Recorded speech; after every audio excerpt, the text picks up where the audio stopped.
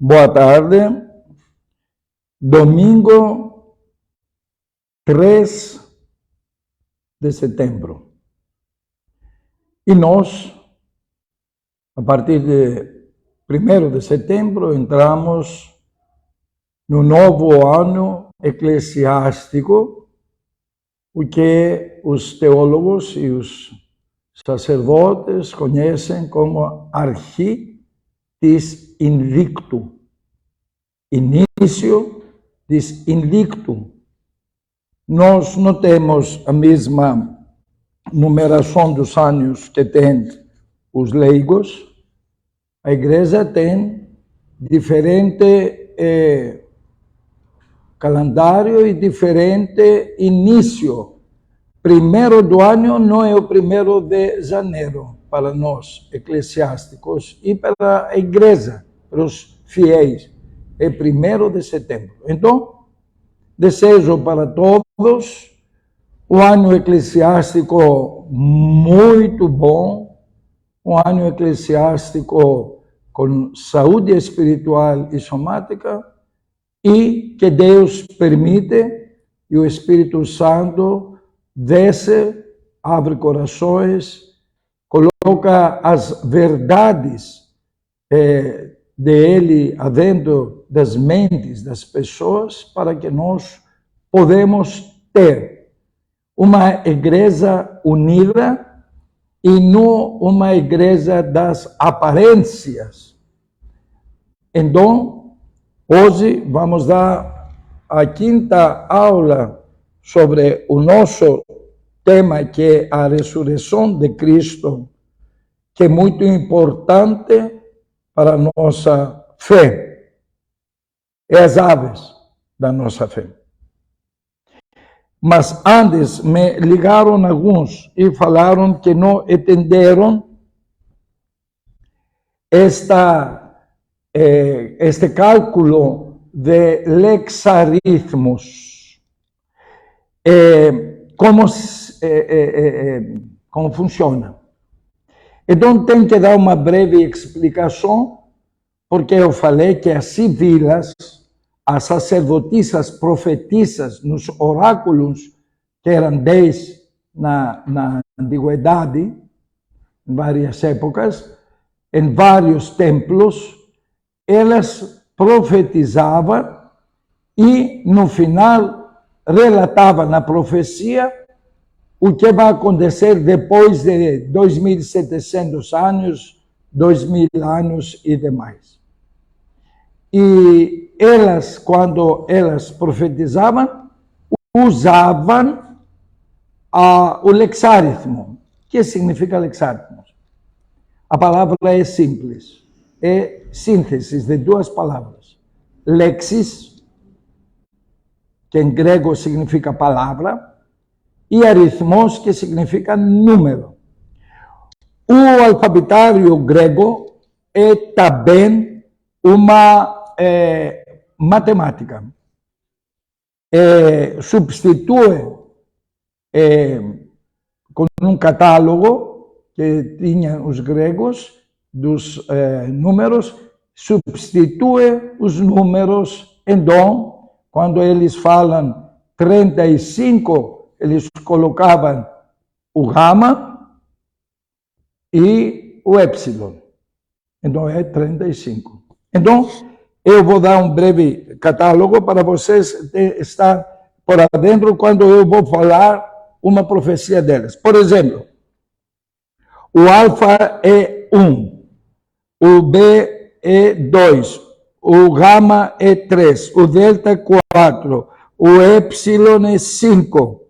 E aí vai todas as letras do do alfabetário grego. O P é oglonda, o 0 é 70, não 0, o ômicron é 70, o Xi é 60, o N é 50, o M é 40. E aí, cada no alfabetário, cada letra tem um número. O R, o Ró, é 100. Então, quando a sacerdotisa Quimea, ou o Apolo, que ele era o sacerdote supremo no templo de Delfos, profetizavam, eles falavam sobre o acontecimento, mas quando relatavam o nome, vai chegar, por exemplo, a Virgem Maria por meio de uma mulher cristalina. O nome não era com as palavras. O nome, ela profetizou com estes números e fazem o nome da pessoa, do Cristo, de Deus, de Ágios, de Agathos e tudo isso. Por isso, quando ela colocava sobre Jesus, por exemplo, Jesus, o Apolo falou sobre Jesus o seguinte: Τρισυπόστατος, ουρανόπεμπτος, που θα φέρει το φως, θα παρευρεθεί εξαπλώνοντας τον εαυτό του σε κρυστάλλινο οικοδόμημα. Το όνομα δε αυτής είναι Δις 76. Ουρανόπεμπτος. Ele profetiza. Fala a palavra e depois dá o nome. Ουρανόπεμπτος, aquele que vem do céu. Depois, Trisipóstatos. O Cristo é um membro da Trisipóstato Theótitos, um membro de Deus trino. E ele fala claramente, Trisipóstatos. Os gregos não tinham Deus Trisipóstatos. Ele, que era grego sacerdote do oráculo de Delfos, nesta êxtase, ele, enviado por Deus, fala uranópeptos trisipóstatos. E ele vai trazer a luz para nós. O Cristo, quando saiu do túmulo, era toda uma luz. Uma luz. Porque Deus é luz. E ele fala, είμαι η ζωή και το φως. Ele fala que ele é a vida e a luz. E ele vai deitar, como que ele visita um lugar e senta. Adentro de um corpo, de um prédio, οικοδόμημα, de como οικοδόμημα é uma casa cristalina, de uma mulher que o nome dela vai ser Δισεβδομήκοντα-έξι, 2 vezes 76. E isso relata São João Damasceno. Então, 2 vezes 76. Que número é o 2 vezes 76? O número 152. Como se analisa este número de 152? Se analisa em 40, número 40, que representa o M. Depois 10,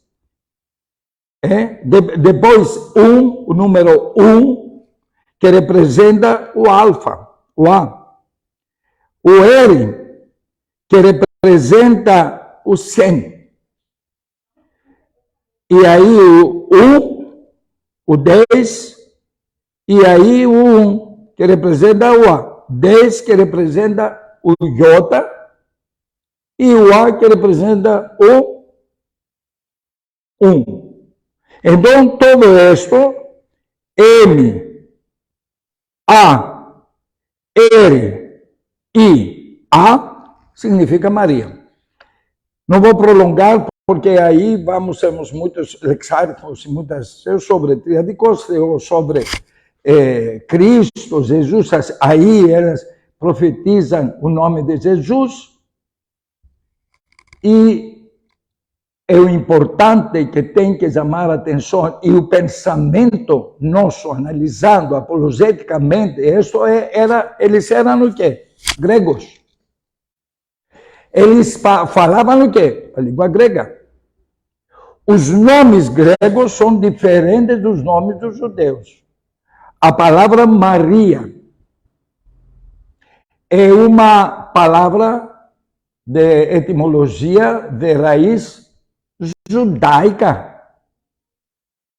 Como uma pessoa com cultura grega, nascida falando grego, menciona, sem saber, uma palavra Maria, nome, que é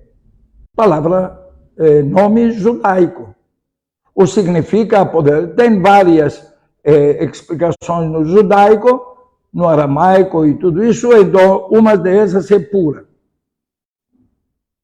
Ela não sabia que falava, porque ela é influenciada pelo Espírito Santo. Depois que acordava, não sabia que ela falou. Mas aqueles que estavam do lado escutavam e escreviam. Por isso, os romanos, assim são todas as profecias, estavam guardadas em 7 chaves no Capitólio, em Roma, com 10 soldados, para assegurar as profecias, que muitas não eram da época, mas muitas aconteciam na época, sobre fenômenos naturais, desastres e pragas e tudo isso. Bom, então vocês agora entenderam que significa lexaritmos. Nada a ver, porque alguns esotéricos querem aproveitar e falar que esta é uma numerologia. Não é numerologia, nada a ver com numerologia. Outro que quero falar, que está no Apocalipse de São João, no último livro do Novo Testamento, da Bíblia, que ele relata que o nome do Satanás é 666. Por que o nome dele é 666? Porque é o ao contrário do 999. Coloca o número 999, 39. E o ao contrário dele, do 999, é o 666. Se Deus, o nome dele é 999, do Satanás, ou ao contrário, da escuridão, da luz, é Deus, com 999. O ao contrário é o Satanás, com 666, e que relata o São João no Apocalipse. Então, vamos continuar a nossa pesquisa, a nossa palestra, com algumas coisas agora que são importantes. Sabendo que Deus avisou todos nós sobre a chegada do nosso Senhor, com várias maneiras. Que é cego, não aceita a pessoa de Cristo como Messias, como Salvador, como aquele que resgatou todos aqueles que estavam no abismo, que renovou a nossa humanidade. Então, isso é importante e vamos falar agora sobre os sete palavras que o nosso Senhor, antes de entregar a alma para Deus, ele relatou, ele falou na cruz. Os evangelistas, os 4 evangelistas, eles estão falando com uma voz, todos, que o Cristo ressuscitou. Mas eram só os evangelistas que falam? Eram as discípulas de Cristo, eram os apóstolos, eram os mais próximos de Ele, no convívio de Ele, que relataram que apareceu com eles após a crucificação, porque todos ieguis queimacrã, aqueles que estavam perto da Santa Cruz, que eram pouquíssimas pessoas, acompanhando a dor da Mãe Maria. Ela era avisada que a espada, quando se apresentou no templo e falou a profetisa Ana, ela falou que no seu coração, muitos anos atrás, quando apresentou o Cristo, no seu coração vai transpassar uma espada. E o momento desta espada que passou pelo coração da Virgem era no momento em que ela estava embaixo da cruz, perto, assistindo o martírio do filho, calada, não falava nada, porque ela sabia que isto fazia parte, era avisada, como instrumento ela de Deus, que isto fazia parte da salvação. Então, ela sofreu calada, mas a humana natureza dela não poderia deixar ela não sofrer. Por um bom motivo, mas ele sofria, ela também. Quem sofria é a natureza de Cristo humana e não a natureza de Cristo divina.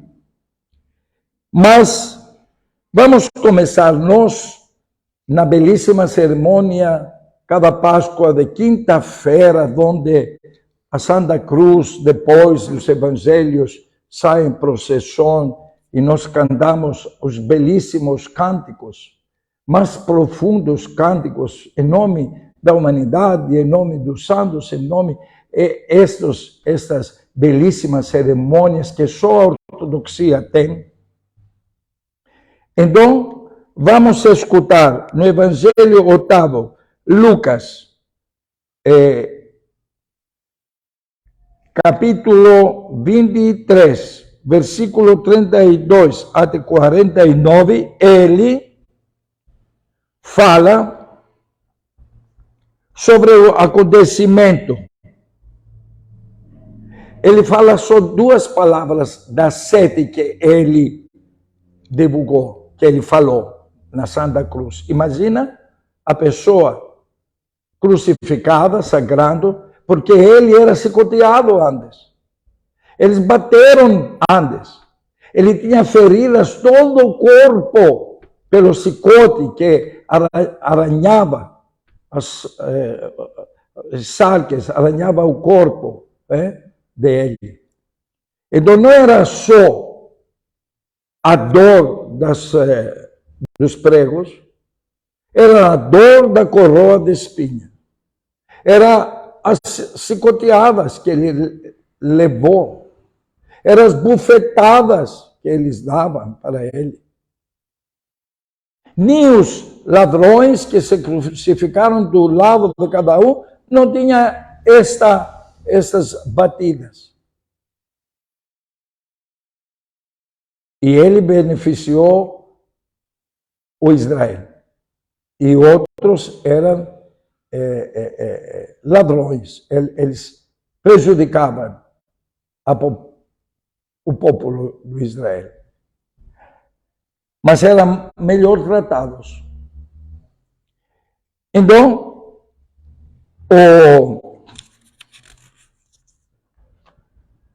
Lucas menciona uma palavra que ele falou. Quando eles crucificaram os ladrões, especialmente um ladrão estava blasfemando a ele, o Cristo ficou tranquilo. E ele perdoou todos aqueles que estavam crucificando, blasfemando a ele. Com uma palavra, uma frase muito importante que todos nós temos que pensar e repetir quando nós temos alguma injustiça contra nós.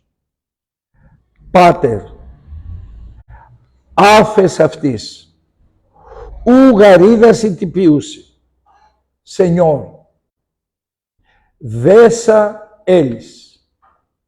Eles não sabem o que está fazendo. Era então o nosso Senhor falando com o Pai dele, não perdoando a eles e não fazer justiça, porque eles prejudicaram o Filho de Deus. Então, sempre temos o intermediário de nós, entre Deus e nós, que é o Cristo. E neste ponto, ele quer, com dores, machucado, sangrando, suando, ele queria que Deus perdoasse estes atos, a mais profunda palavra dele. Também o nosso Senhor, quando o ladrão, ele falou que um blasfemava e o outro falava, nós justamente estamos aqui porque merecemos. Ele não fez nada para o merecer. E ele pediu perdão. Do lado de Cristo, ele pediu perdão. Me perdoa, Senhor.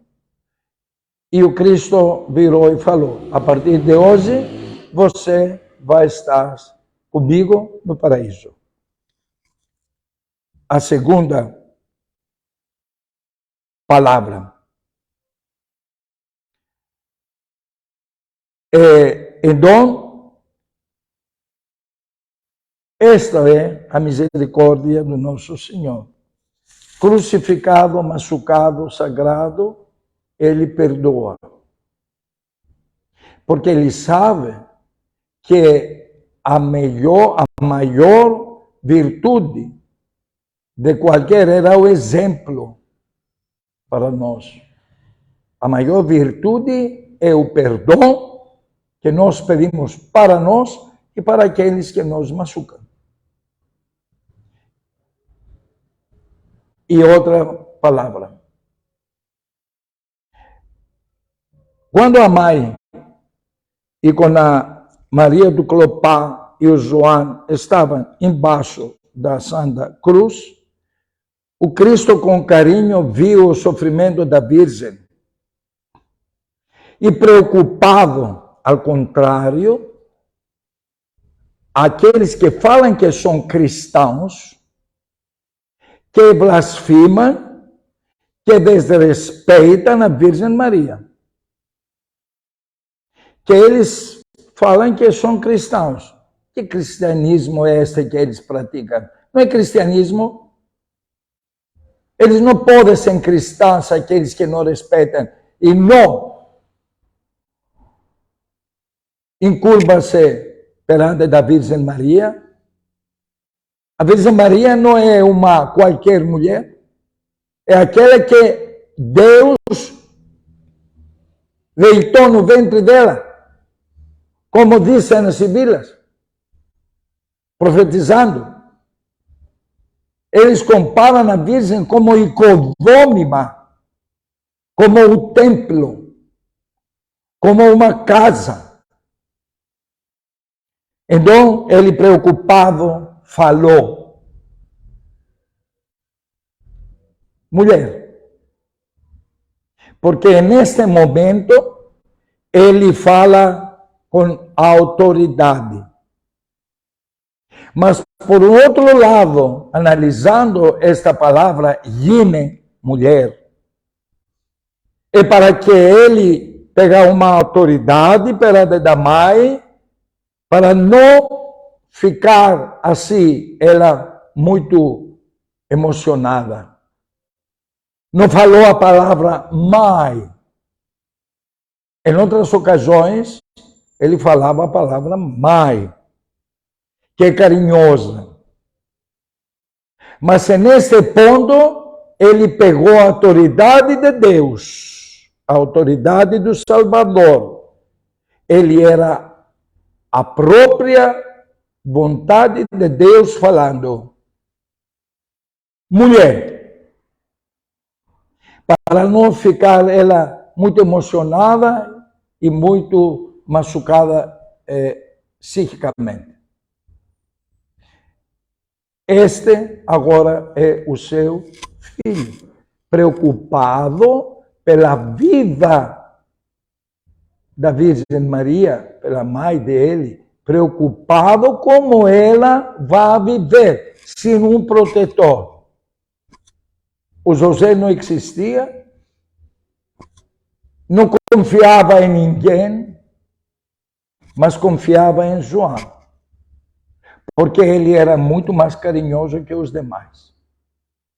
Então, deixou essa preocupação do Cristo com a mãe.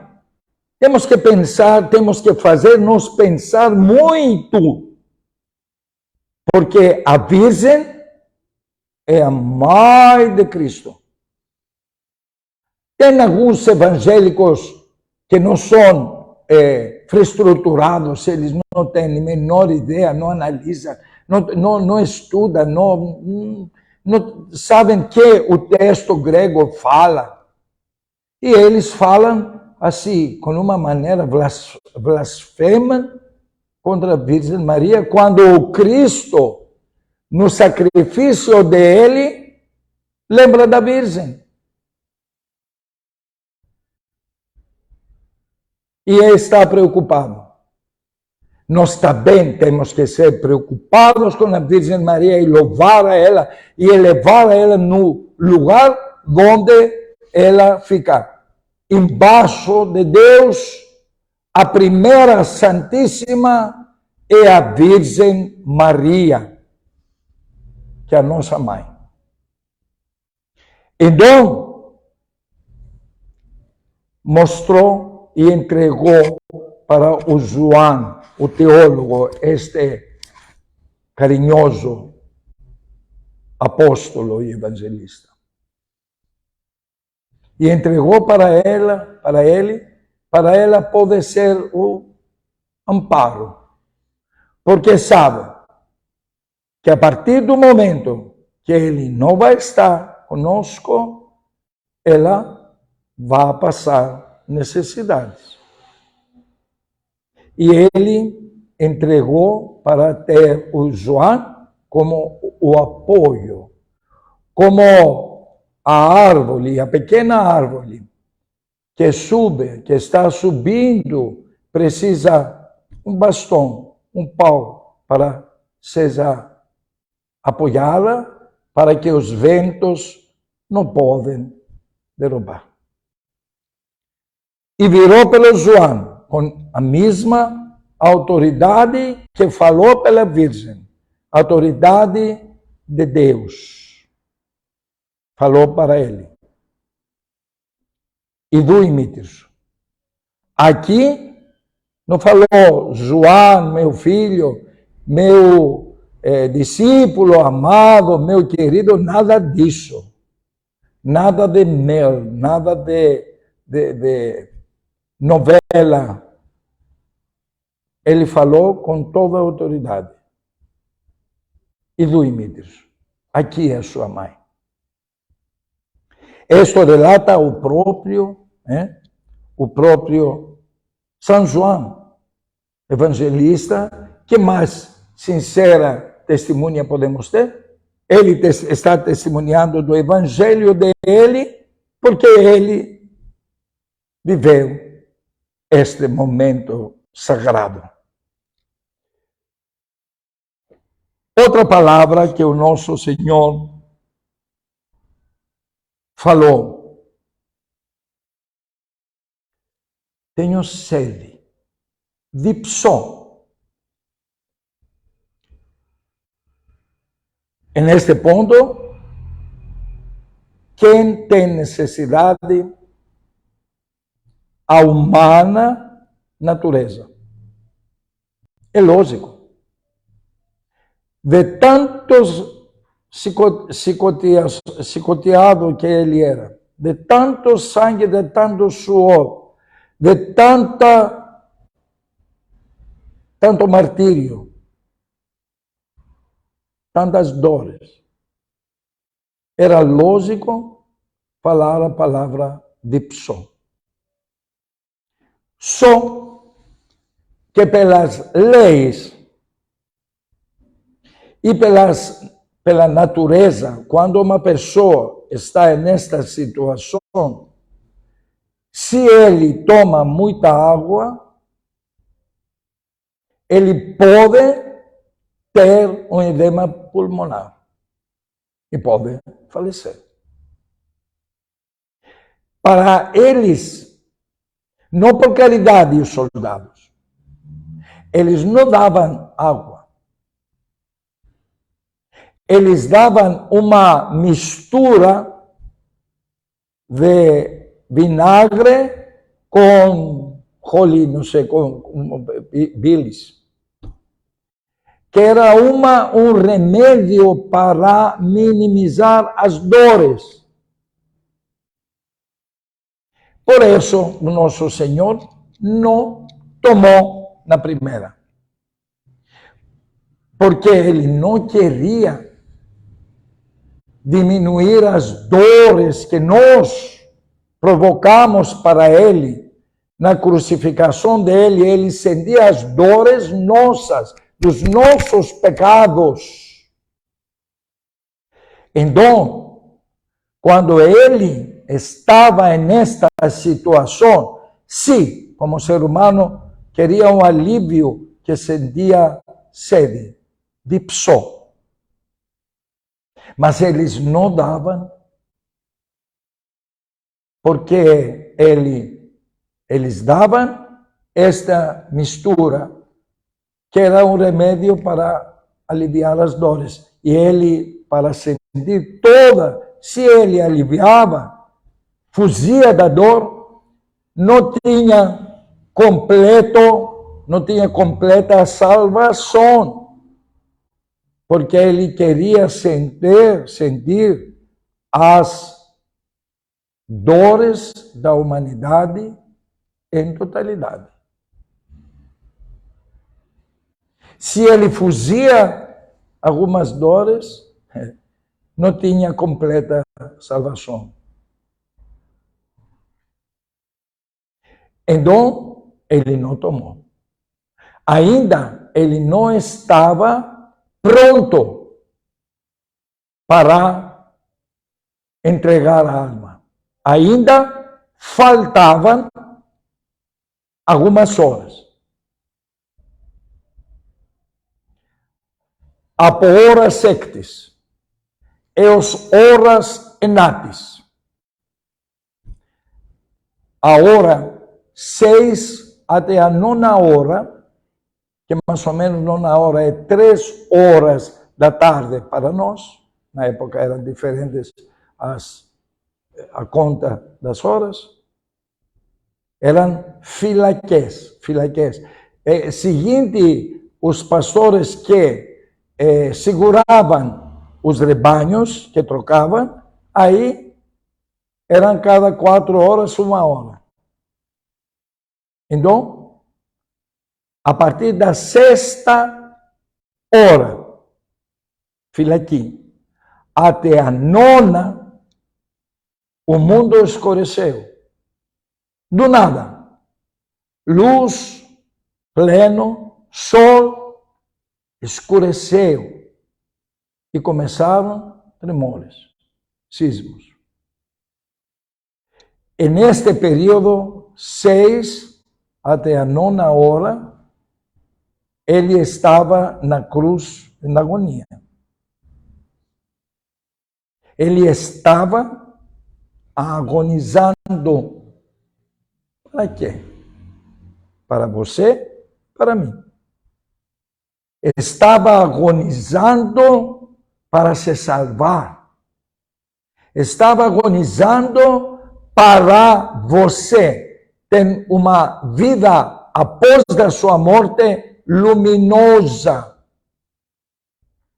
eterna, de alegria, abraçado com o Pai.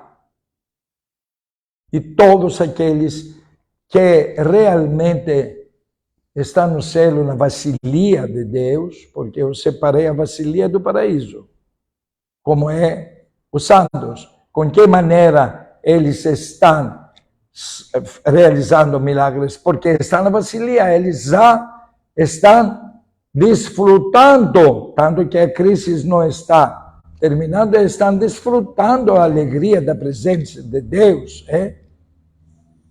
Como eu falei várias vezes, a brisa do mar você sente, mas você não olha. Assim é a divina graça. Então, ele, depois que falou, dispou e não tomou,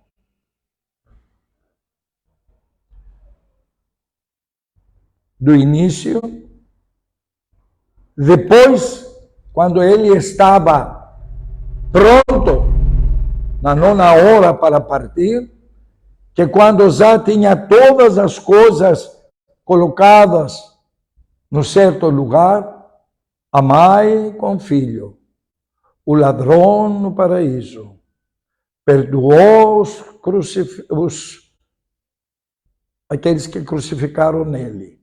Já terminou a missão dele, ele tomou. Tomou este remédio, porque já estava terminando a missão dele, terminou a missão dele na terra. E ele gritou. Como está relatando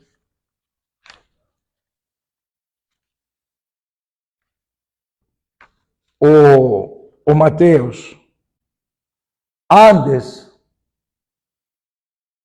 ele gritou, ele falou uma palavra, e li uma das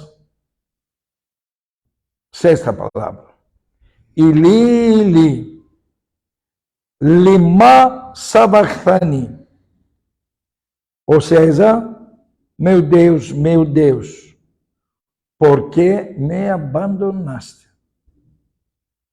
Deus não abandona ninguém. Mas neste ponto, o ser humano, Cristo, sentiu que ele estava carregando os nossos pecados sozinho. Porque era profetizado a ser assim. Porque se ele não pagava por nós, não poderíamos ter o perdão e a conciliação com Deus. Então, Deus estava esperando este momento, esta passagem da humanidade para ser perdoada por meio da dor, para que eles podem pagar os pecados. Então ele sentiu uma catalepse, um abandono, porque Deus sempre estava com ele. Quando ele caminhava na Capernaum, quando ele realizava os milagres, quando ele completava as cores dos olhos que faltavam, quando ele ressuscitava os mortos, Deus estava com ele. E por isso ele fazia os milagres. Mas agora era a hora da solitária. Os santos padres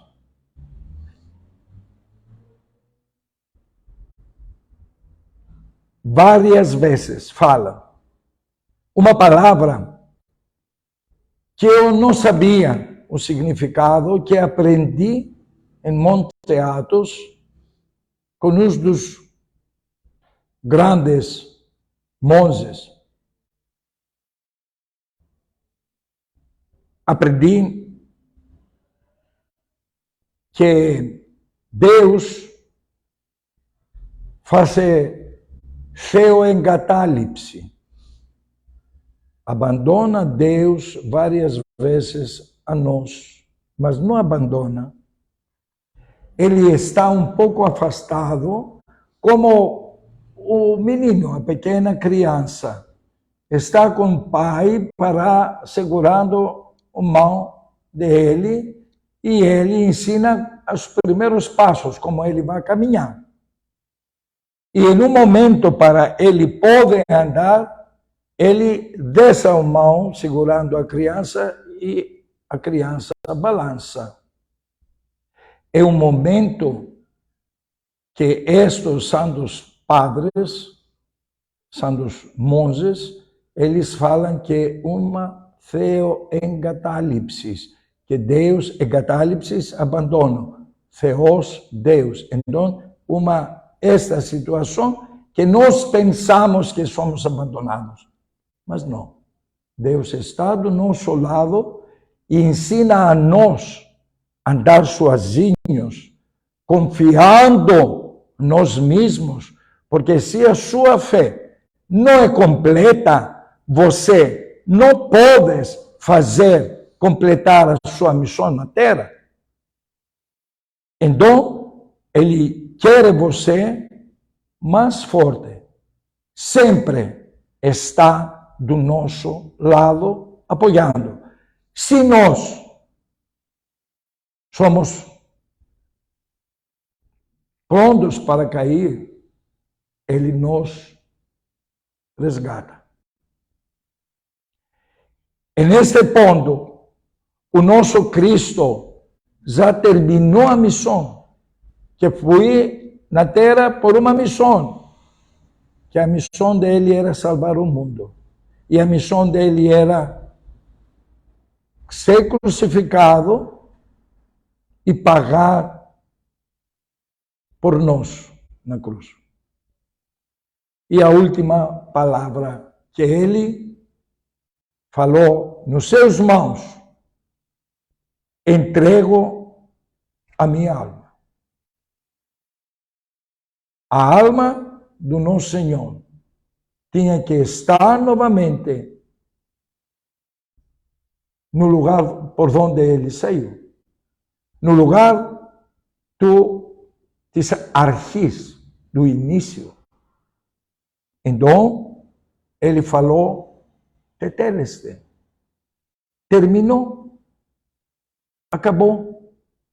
Acabou que, graças a bom Deus, acabou a missão dele salvar a humanidade. Porque muitos obstáculos que o Satanás colocou na vida dele, várias vezes tentou matar ele antes de ser crucificado e tudo isso antes de completar a missão dele na terra. Então, este teteleste não é uma palavra de decepção, mas é uma palavra de completar a sua missão. E ele completou a missão da terra. E agora estávamos esperando a descida do Hades dele para resgatar todos aqueles que estavam esperando o sermão dele.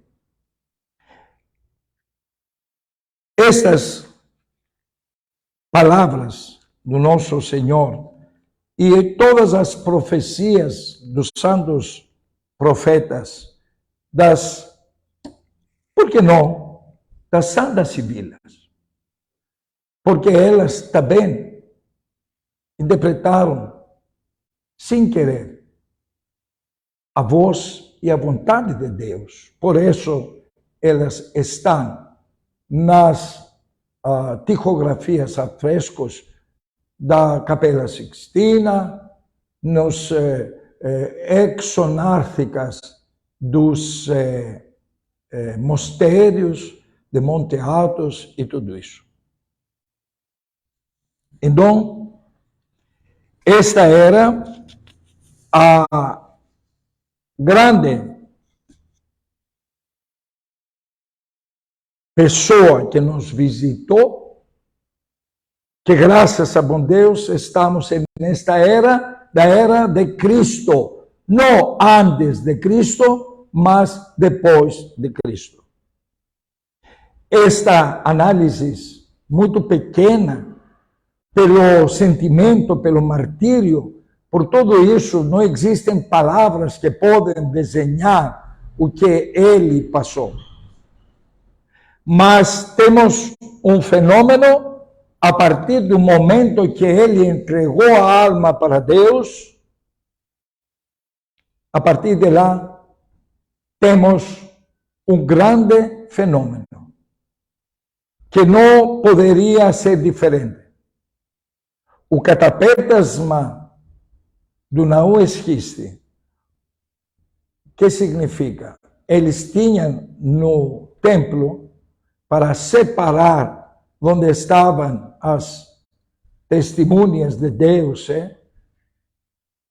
pelo Israel, eles tinham uma cortina, catapetasma, que fechava onde ficavam os sacerdotes, e censavam no altar, afora os leigos, como nós temos o altar separado. E neste ponto, na hora que a alma de ele subiu no céu, a alma sentou-se com Deus. Porque ele falou, nas suas mãos entrego a minha alma. Então, estava no colo do Pai. Então, voltou no lugar onde ele estava. E o que significa? Quebrou o catapetasma, a cortina. Rasgou. Acabou. O que era antes, terminou. Agora, nova era, novos acontecimentos, nova época, nova luz, novo rumo. A humanidade vai ter por meio do perdão e da didascalia dele. Então, e outra coisa, muitos túmulos abriram. Muitas pessoas mortas apareceram nadando nessa rua, que não só o evangelista que fala, são várias outras pessoas que falavam. Várias outras pessoas que viram os mortos deles, receberam os mortos deles. Não era a definitiva eoniotis, eternidade, mas era um fenômeno para mostrar que ele, com a morte dele, abalou o mundo terreno e o mundo espiritual. E agora vem uma signifique apologia. Após a morte, após que eles passaram a lança na plebra, que viram que não era morto, que era morto, que não era vivo e não era necessário, seguindo a profecia toda esta, os turnos se divisete aftu, que pali eteragrafi, opção de sonhos exequentes, todas essas coisas que aconteceram com o mando, com a lança, com tudo isso, era todo profetizado muitos anos atrás. Séculos. E depois que ele morreu, como era profetizado, ele não vai num túmulo do comum, porque com dinheiro cobraram um túmulo para ser sepultado, mas ele não. O rico, que está profetizado isso pelas sibilas. O rico, elas falam, vai receber o corpo e vai sepultar em um túmulo vazio, novo. Não são os profetas, as sibilas também. Então, Deus, com qualquer maneira, está avisando a nós. Prestem atenção, filhos. Você está acreditando em uma crença que não é baseada nestas sagradas escrituras? Você tem uma fé vazia. Se é baseada nestas crenças, nestas profecias, a sua crença, aí tem análises, tem explicação, tem comprovação. E nós sabemos que o rico era José o Arimateas, Epsimon Buleftis, um do conselho, do sinédrio dos judeus. Valiosa pessoa na cidade e na sociedade. E ele sepultou. Mas como ele sepultou? Ele pediu licença pelo César, pelo Pilatos, para entregar o corpo. E o Pilatos já ele examinou pelo centurião, era o chefe da escolta dos romanos. Digamos, o coronel de hoje. Realmente perguntou, ele morreu? E o centurião falou, sim, morreu. Está morto. Então, entrega o corpo. Ele pegou o corpo, cobrou uma cintone de linho, que era costume de fazer os sepultamentos, embrulhado em uma cintone branca de linho, e por isso os catasárquios das nossas altares têm tecido linho. Quando nós consagramos com este tecido linho branco, cobrimos usando o altar. Então, ele sepultou com os demais que estavam aqui todos, nas preces, porque era proibido. A lei mosaico não permitia, dia seguinte, eles tinham que ser isolados nas casas, fazer as orações, o sabate, era proibido fazer qualquer coisa. Então, Por isso, não sepultavam os criminosos, jogavam em um vale lá para que os animais comeram as carcaças, os corpos deles. Então, nas pressas, embrulharam o corpo de Cristo. Mas como era também tradição, eles não poderiam deixar ele ser só sepultado, só embrulhado com um lenço. Eles embrulharam e passaram pelo corpo, como os evangelistas São João fala, Esmirna que aloe. Que significa Esmirna que aloe? A esmirna e aloe, quando se unem em uma como síntese química, ela gruda, vira uma cola, como o incenso. O incenso, quando está mole, ele gruda.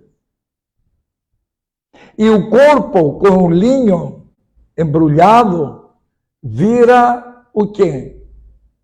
Vira um só. Você não pode tirar o sudário, que a parte em cima é umas faixas que embrulham quando eles passam esta espécie de esmirna e aloe. É uns aromas. Tem cola. E cola com a pele. Quando o Cristo saiu, não saiu pelado. Ele saiu com o manto dele, passando pela porta do túmulo. Porque era o túmulo, a caverna e uma pedra para fechar o túmulo. Então, uma pessoa que sai e deixa o sudário, deixa o manto em um lugar, como ele vai sair? Vai sair tirando as tiras? E as tiras não vai ter a pele em cima? Vai ter a pele, claro, porque é cola. E neste ponto, os evangelistas falam que o sudário encontraram as portadoras de mirra, né? Encontraram em um topo em etiligmeno, em um lugar em etiligmeno. Não era jogado, era embrulhado, como nós embrulhamos as nossas vestes para deixar embrulhadas. Em etiligmenon, do archeo helenicon, do antigo grego alexandrino, entilizo, dobro. Estou dobrando. Então ele deixou assim. Se não era Deus, ele não tinha capacidade de sair por esta situação sem os pés rasgados. E outra coisa, as miroforas, quando elas chegaram da madrugada para colocar o aroma, por quê? Porque o José, o Arimateia e o Nicodemos não completaram o sepultamento, porque, seguinte a judaica tradição, depois que embrulham, que façam e tudo isso, o corpo, eles colocam aromas, como nós também. Colocamos no corpo aromas, lavamos e colocamos aromas. Eles não tinham tempo. Então, eles chegaram para completar o que o Arimateus e os demais, no momento do sepultamento, não fizeram.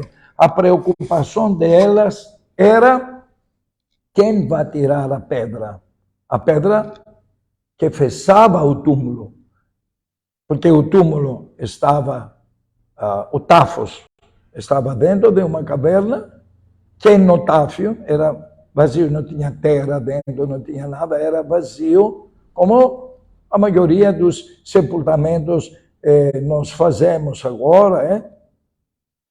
E quem vai tirar esta pedra?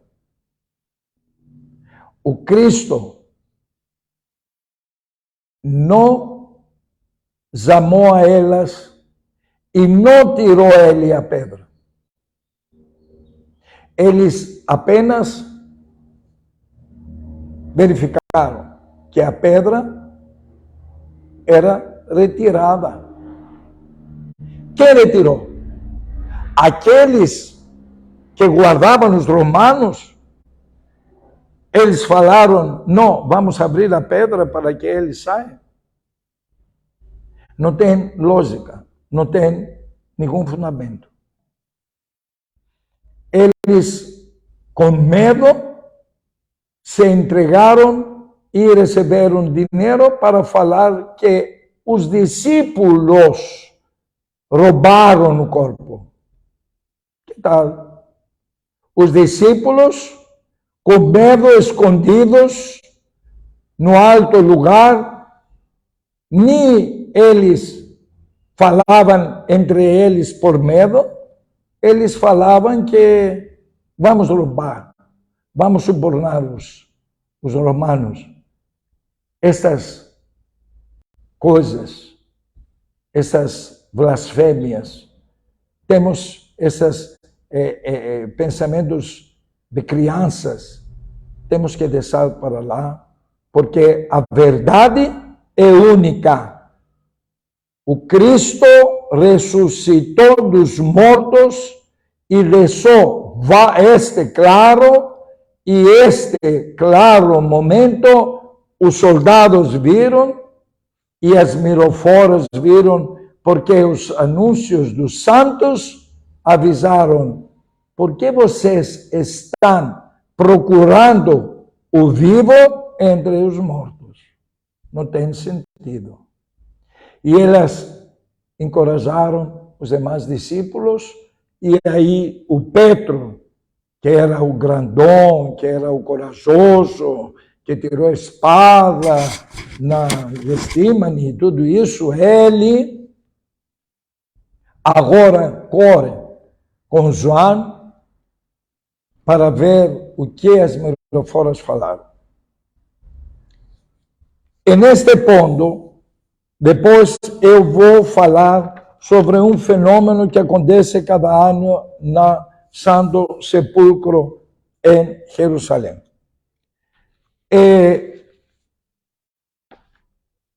Mas agora,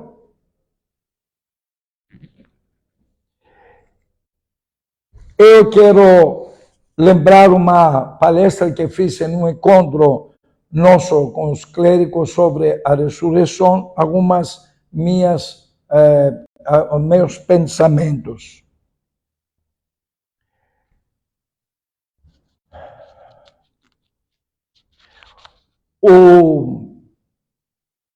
A ressurreição está feita com silêncio, com muita tranquilidade.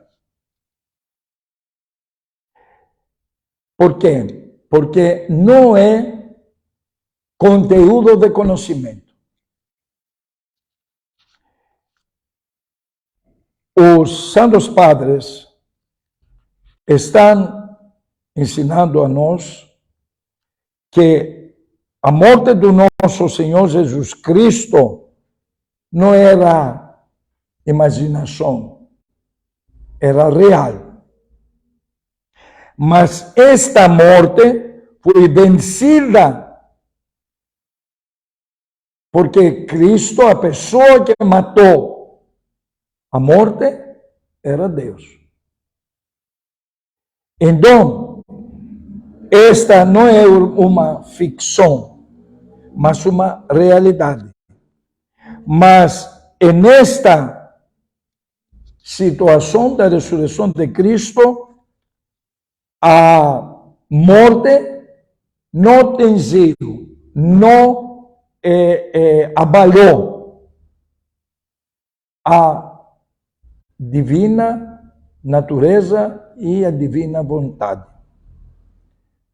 Então, ela fez o nosso corpo, ela levou ao alto o nosso corpo. Fez τον άνθρωπο, Ιησού.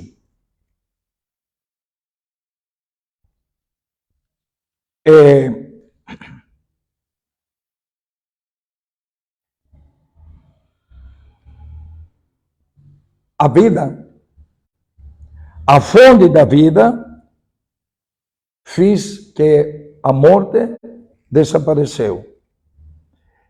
E abalou a morte, envergonhou a morte. Então, isso relata a segunda epístola aos Coríntios, capítulo 15, versículo 54, o apóstolo Pablo. Os evangelistas todos falam sobre a ressurreição de Cristo com uma voz, mas com uma tranquilidade, um silêncio, porque a verdade não precisa fanfaras. A verdade é verdade. Não precisa fazer muitas outras coisas para colocar a verdade. Sozinha a verdade fala sozinha. Então, porque para eles, os apóstolos, não era a preocupação como ele ressuscitou, analisar cientificamente como aconteceu, mas o que aconteceu. Eurakamen τον Κύριο. Vimos o Senhor. João 20, 25. Lucas, o capítulo 24, versículo 34. Cristo ressuscitou verdadeiramente. Então, eles falam sobre o túmulo vazio como uma prova. E os fariseus tinham medo. Emnistimen o possível plano. Nós lembramos, falaram, foram lá, lembramos que ele falou em 3 dias vai ser ressuscitado. Olha, lembramos, medo, lembramos. Então, coloca uma custódia de soldados, que não era 1, 2, 3, eram mais, uma custódia, era mais de 12. Subornaram os apóstolos todos os 12. É ridículo pensar nisso.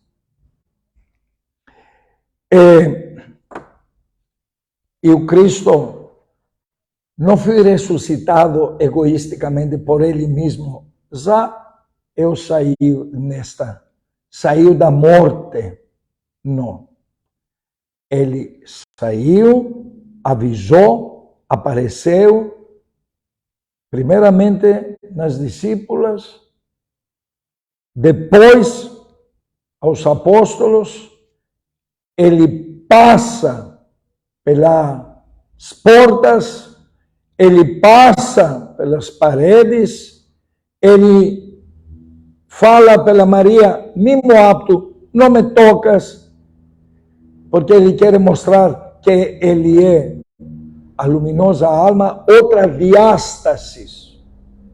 Mas ao mesmo tempo, na paralia, na beira do mar, quando apareceu, ele fala pelos discípulos para sentar e comer com eles.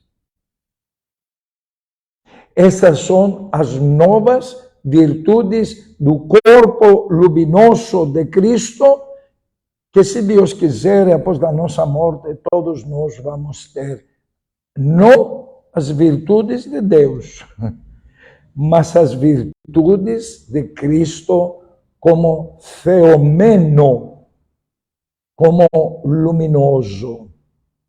E agora, estas virtudes, nos últimos anos, aparecem nos santos, entre nós, e como eles aparecem se estão mortos? Porque eles adquiriram as virtudes de Deus ressuscitado, após que o Cristo matou a morte, com a morte dele.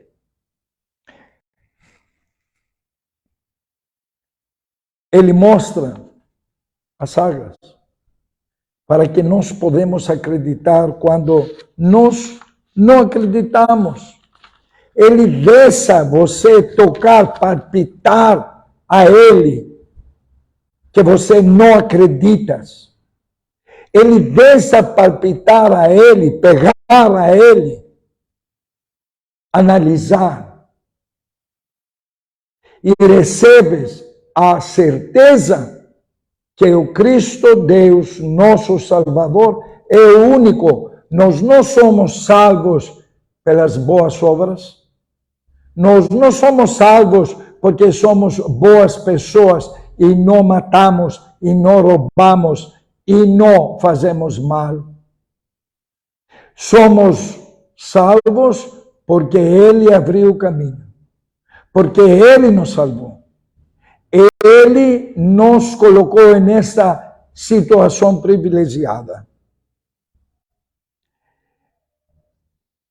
Depois da morte, depois da ressurreição, Ele não nos abandona. Ele fica conosco. Ele aparece nos 12, dos 12 e dos 70. Ele aparece nas miroforas, nas portadoras das discípulas. Ele aparece nos 500 que acompanhavam ele.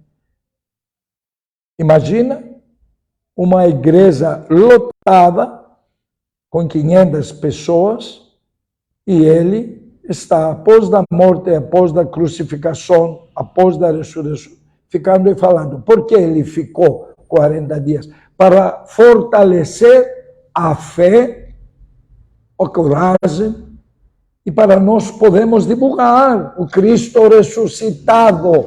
Este é o grande milagre que nos dá coragem a acreditar na nossa ressurreição e na nossa eterna vida.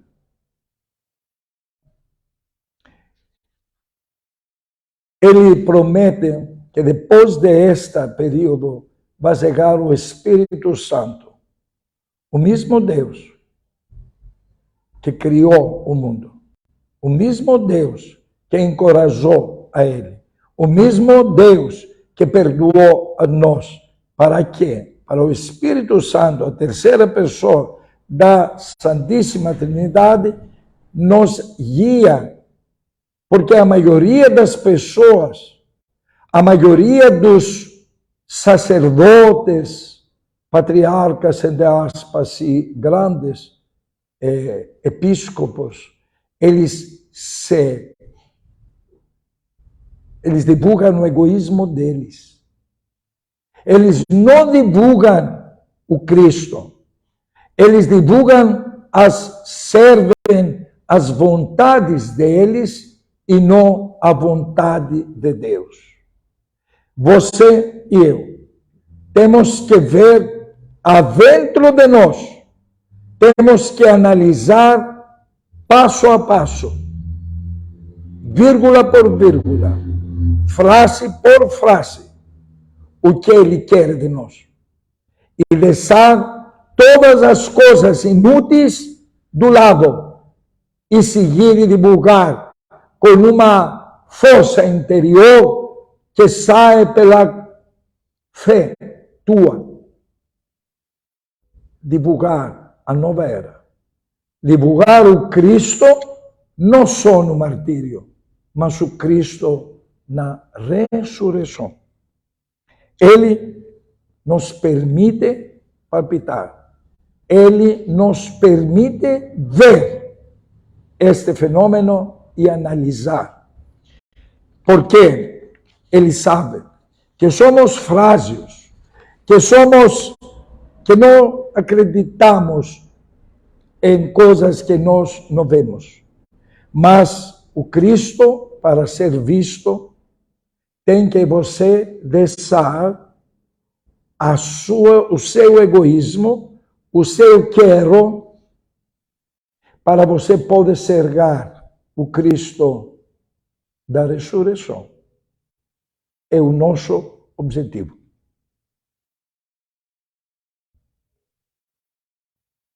Nenhum perdia a vida. Se ele não acreditava com certeza que isso é verdade. Nenhuma pessoa pode perder a vida como os milhões de mártires, os milhões de santos, o apóstolo Paulo especialmente, que é o grande exemplo, um rabino, que era zilota, deixou tudo isso a partir do momento que dentro dele era completo e verdadeiro, que o Cristo está, a pessoa que nos salva, o Messias. Cada domingo da Páscoa Ortodoxa, desde o século IV até as testemunhas, até o século XVI, até agora que permitiram filmar, temos meio-dia o fenômeno da Sagrada Luz. Eu vou falar sobre as testemunhas quando as pessoas, e não ortodoxas, e nem cristãos, testemunharam a partir de este século IV até XVI e até agora são mais fáceis de testemunhar, eram em totalidade 10 franceses historiadores, 5 árabes que não eram ortodoxos, 5 gregos que eram ortodoxos, 3 russos que eram ortodoxos, 3 persas que não eram ortodoxos, nem cristãos, 3 islandês, 2 armênios, 1 sírio, 1 da Moldávia, 1 suíço e 1 italiano historiadores. A luz aparece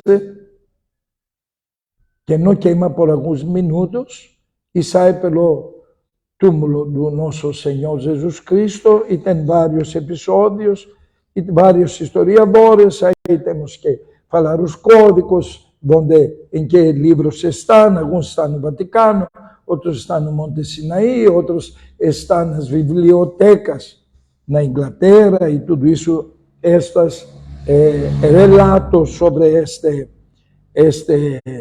esta luz.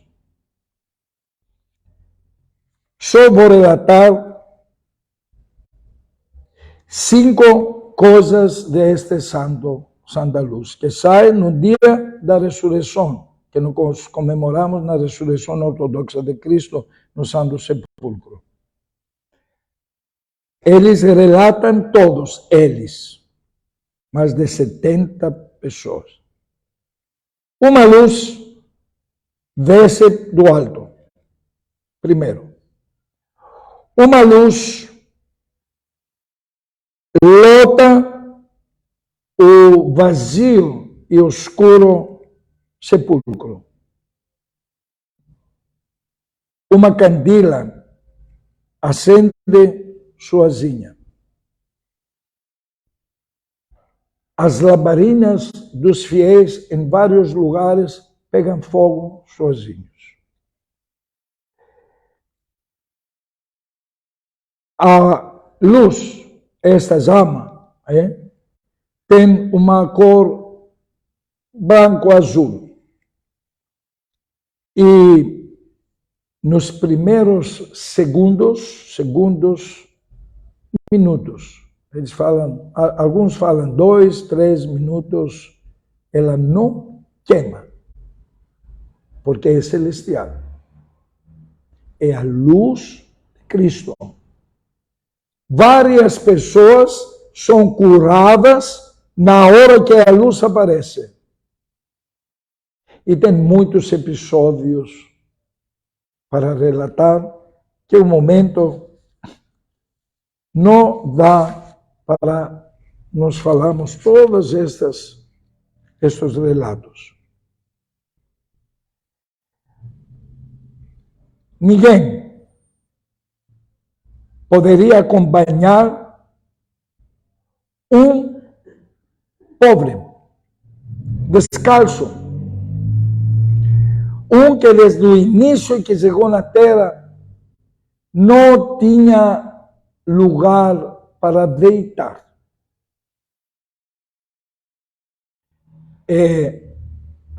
A natureza, desde o início, acompanhou ele. O ser humano ingrato blasfemou a ele.